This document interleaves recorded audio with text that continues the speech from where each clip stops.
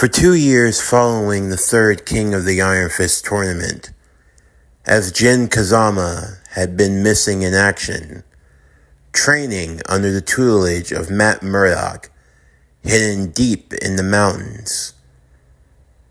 His training consisted of learning not a new fighting style, but breaking away from the old. Under the learning of his new master, if he was to take on a new role, a new identity, one that his enemies would not see coming, he couldn't be who he used to be. As Matt would put it wasn't enough just to become a better fighter. He had to become a new fighter. It didn't matter what he went around dressed as. Anyone who was well trained and well versed, the moment they saw him fight, they would recognize him instantly. His grandfather and his father, they would know him the moment he threw a punch. And that was exactly why he had to learn to throw his punches differently. It was like learning to walk all over again. For Jin Kazama, when he entered into that temple, the boy that had walked in had died, and the one that came out had been reborn. In his training, Matt guided him not just in the way of fighting, but also in understanding the world that he was now thrusting himself into. The fight that he was going to enter would be like none other that he had ever experienced. He would come to grasp just the full scope of what he was getting himself into. You see, the fall of S.H.I.E.L.D. had a bigger impact than you might think. S.H.I.E.L.D. served as an organization that protected the world's best interest, even sometimes from themselves. As you might know, countries don't always get along. There are some times when decisions have to be made that might not always be in everyone's favor, but are always in everyone's best interest. But what happens when secrets are leaked out? Things that are not meant to be known that are suddenly made public. When S.H.I.E.L.D. fell, those secrets became public knowledge. Countries all over the world became vulnerable. Secrets, things that were thought to have been hidden, were now brought to the light. Politicians were exposed. Powers and things that were hidden, they were now made public knowledge. Scandals that were now thought to have been buried were brought to the surface. And an era of uncertainty came upon all of the world. As such, global powers began to expand, knowing that they could no longer trust each other, and Japan was no different. Because of that, they sought power from different corporations, military contracts given to those who they believed could protect them. That is where the power of the Mishima Zaibatsu came in. But of course, with that power, competition was bred. And now, countries have become fighting grounds for various organizations who look to provide that peace and security. And for the land of the rising sun, two forces have arisen: the G Corporation and the Mishima Zaibatsu. As Matt Murdock would point out, there are others around the world. In the United States and in the country of Canada, they have the Thunderbolts and Alpha Flight. The European Union have Excalibur. Russia has the Red Guard. In South America, while they have nothing official, it was where the being known as Ogre originated from, so there's no telling where other power could lie in that area. For the continent of Africa, While it's mostly remained as a sleeping giant, there's said to be a mysterious country lying within it, one that's said to have a technological revolution that could rival any nation, although that's said to be only a fantasy. And as for China, while nothing has officially been claimed, there's said to be an organization working in the wings of its government, an organization known only as the Ten Rings. Of course, with all of this speculating going on in the world, as Matt was trying to point out to Jin, it meant that there was a race for power. And in this race for power, war was on the horizon. But why are you telling me all of this? Jin would ask. What's the point? I mean, you're telling me about the US, Europe, China, Africa, Russia. What's all of this got to do with the Hand? This organization was not originally one of peace. When I fought against the Hand, they were originally agents of chaos. They sought destruction. They were attempting to cause this very type of evil in the world. But you managed to stop them. I did, but it came at a great price. Matt would say as he walked through the halls of the temple along with Jin, as they came across a statue that stood in the center. The statue of a woman who held in her hand a pair of sais.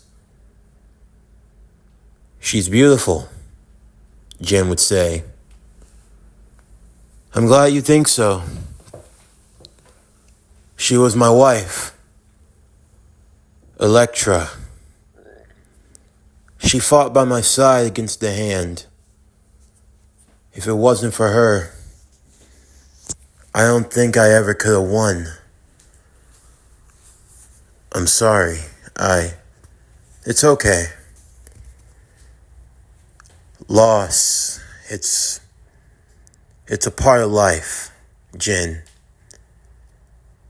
Sacrifice, it makes us who we are. When I won the war against the Hand, I decided the fate of this organization. For centuries, they had enacted evil in this world. Of course, I could have dispelled it. I could have ended it once and for all. But I had a vision. A blind man with a vision? Ironic, yes. A future that I couldn't see with my own eyes, but a future I could envision with my heart. A future where good could be done, not just through violence, but where good could be done through your fellow man. Do you think that through us, we only operate through fighting? That the only way we work is through training and going out and busting heads every night? No. The people I train here, they go on to do things with their lives, extraordinary things. They become doctors, lawyers, teachers. They become pillars in every community all around the world. I give them the tools that they need. A bond, a brotherhood. The Hand. Do you know what the Hand is? What the Hand is capable of, Jin? With the Hand, with your fingers, you can ball it into a fist and you can strike down a many foe. You can pick up a weapon and you can crush many enemies. But you could pick up a tool and you can build. A hand can be used to reach and pick someone up who has fallen. A hand can be used to save a life instead of taking it. That is the true meaning of the hand, Jin. The hand is the hand that saves, not the hand that destroys. And imagine if every hand was used to save. That is the vision, Jin. And that vision, I see it clearly. I see it just as clearly as I could see you now, Matt said, as he rested his hand on Jin's shoulder. It's something I have fought for a long time, even now in my age. But I can't keep the fight going much longer. And now fate has brought you to me. I don't know about that. Look, I'm grateful for your help. But if you think that I was brought here because it was destiny or anything like that, then I'm sorry, but you got the wrong guy. And what makes you so sure?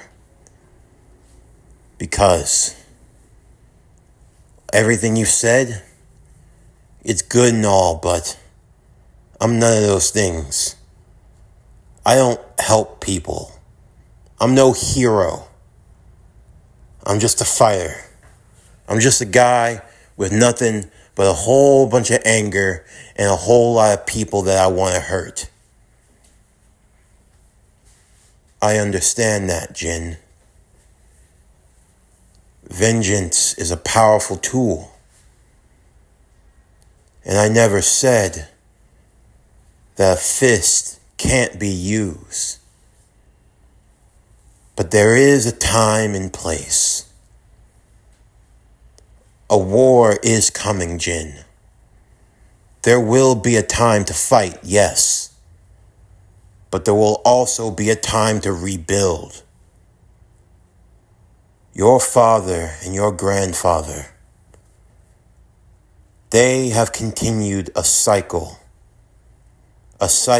in which hate and anger and violence and rage and greed, it will only continue to feed into the evils of this world until there is nothing left. You must break that cycle. And when it's all said and done, when you are the one standing, it is you who will rebuild the world, Jin. You have a lot of faith in me to do that. I do. You're a capable young man. You have a lot of promise. You have a long ways to go. But I see it in you. And what's that? I see the heart of a hero. At Tekken headquarters, Lars Alexander, the adoptive son of Heihachi Mishima, makes his way into the office of his father. The relationship between Lars and Heihachi was more transactional than anything else.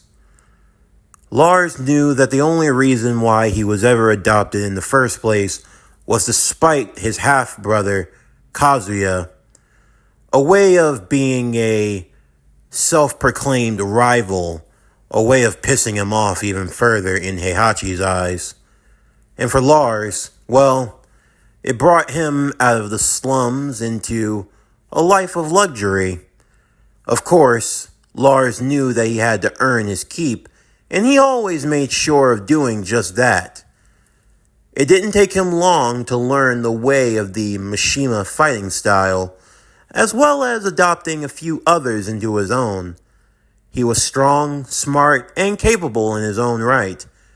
He was a good right hand to Heihachi, always good at following orders and getting the job done. He was as loyal could get, and, as Heihachi would put it, he was the best son that money could buy. "Father," Lars would say, "Son, I take it everything went well in South America." Of course it did. Everything has gone just as you've requested. The excavation team is making good time. Soon they'll have the northern quadrant already secured. As for the temple of the ogre god you inquired, that will already be under our jurisdiction. Good. But I take it that you didn't call me back so soon to look up some fossils? No, you called me about that other matter, didn't you? About the devil. And it's not Kazuya. No need to worry about him. I have plans for your wayward brother. But yes, I do wish to speak to you about this devil. Heihachi would lay some photos on the desk for Lars to look at. Photos taken of the Daredevil in action. And here I thought he was just a rumor. Far from it. I spoke to Fisk about him. Fisk? Well, I didn't think he'd still be active these days. I know that his recent bid for the presidency didn't go his way at all. No, but he is still a good source of information. Is this really anything to worry about? If this truly is the Daredevil that we're talking about someone who would be in what? Late 50s, early 60s at the latest? Are you looking down on him because of age, boy? No, of course not. But what I am saying is, we're talking about someone that goes around dressed up as a wannabe devil, fighting with a couple of bully clubs. I'd hardly think that this is anything for us to worry about. This is not something to be taken lightly, Lars. This is a problem, and it's a problem that I want rectified before it becomes a big problem. The Daredevil, for whatever reason, has decided to come crawling out of the depths of hell and has set his sights on me and my empire. For what reason, I do not know. But if it is a challenge, then I relish the opportunity. Then why not call him outright? Lars would ask. It's never been like you to subvert a fight. If someone's coming right after you, then why not just go straight after them? Because I want to know his game. There has to be more to it, an angle. Make no mistake about it. I do wish to fight him. But only after I have all of the facts. Once I know every card that's in his deck, and I know fully what he's up to. When I can expose him for what he truly is, and he has nowhere left to hide, then I will crush him. But before then, I want you to reveal his hand. I see. So you want me to uncover what the Daredevil is after.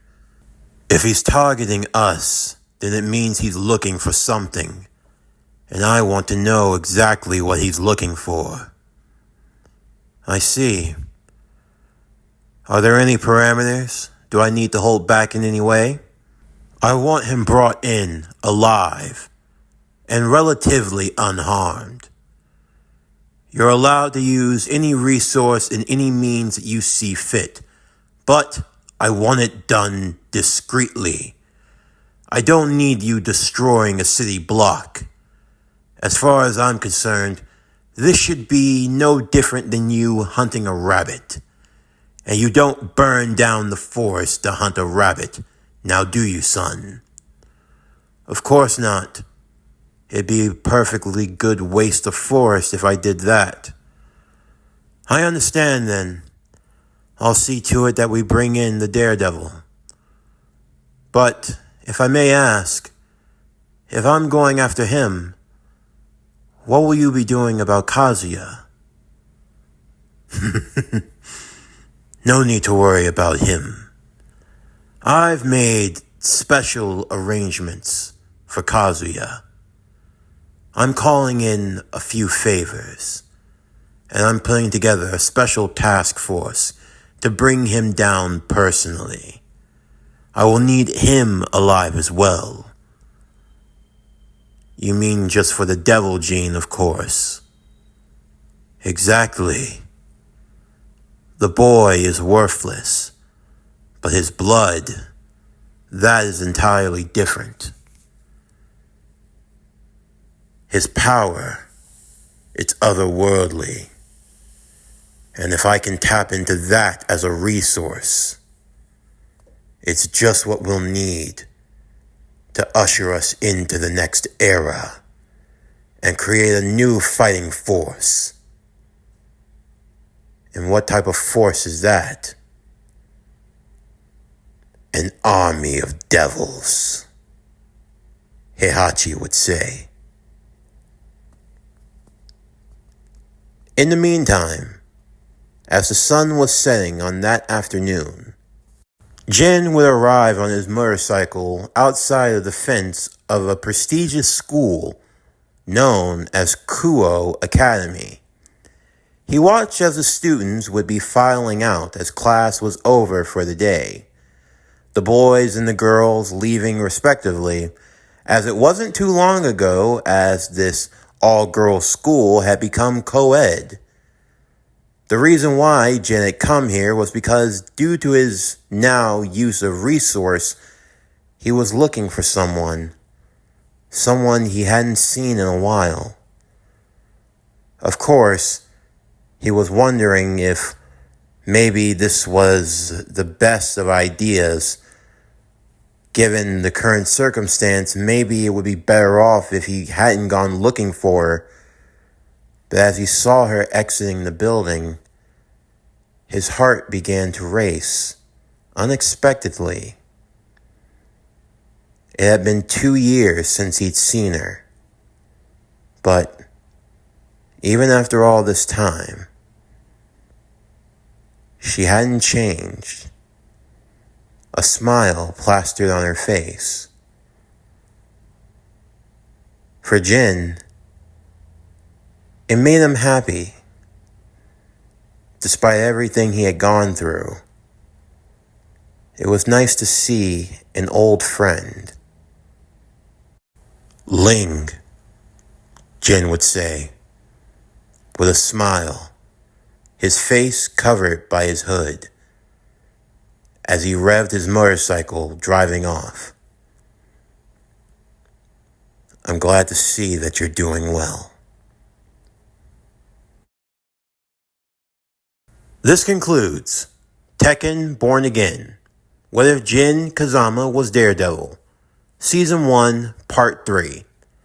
As always, if you enjoyed today's video and everything else that we have to offer, then please don't forget to like, comment, subscribe, share, and hit that bell for post notifications so you can stay up to date on everything that is PowerCore Productions and Podcastings that has to come out now and in the future.